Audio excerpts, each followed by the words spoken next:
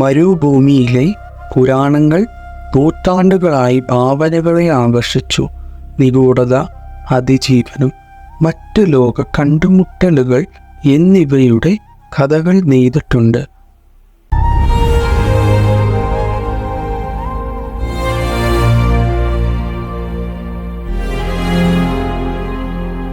പാമ്പുകളുടെ സീനിൽ ഒറിജിനൽ പാമ്പാണ്.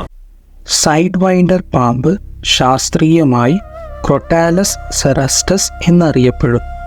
ഈ വിഷമുള്ള പിത്ത് വൈപ്പർ അതിൻ്റെ വിചിത്രമായ ലോക്കോമോഷൻ രീതിക്ക് പേരുകേട്ടതാണ്. സൈഡ് വൈൻഡർ പ്രത്യേകമായി രാത്രി കാലവേട്ടക്കാരനാണ്.